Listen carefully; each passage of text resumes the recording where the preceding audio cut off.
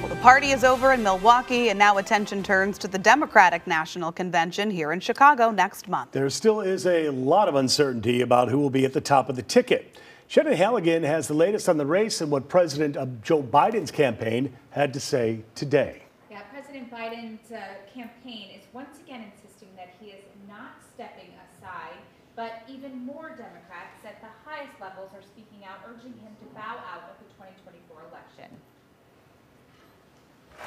Hours after former President Donald Trump delivered his acceptance speech at the Republican National Convention, President Joe Biden's campaign chair appeared on MSNBC maintaining that Biden will remain in the race. He has tested, he has beat Donald Trump before. We have the path forward in our pathway to get to 270, and we know that Joe Biden has to do the work to reassure the American people that he's in it to win it, and he can do that. Still, it comes as more Democratic leaders call for Biden to step out of the race.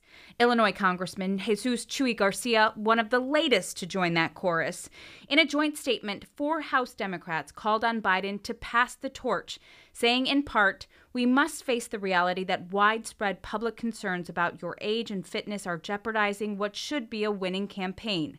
These perceptions may not be fair, but they have hardened in the aftermath of last month's debate and are now unlikely to change." The uncertainty now leading to unease. The public nature of this is really problematic. North Central College political science professor Suzanne Chad said party squabbling is typical, but the public nature of this is troublesome for President Biden. The reports that he was stepping down today or possibly tomorrow, they don't seem to coincide with what we're getting from the White House. But all of this to say the uncertainty of it all is really the biggest problem. There needs to be some kind of resolution, whether he has decided to step aside or the party's all in on him staying in.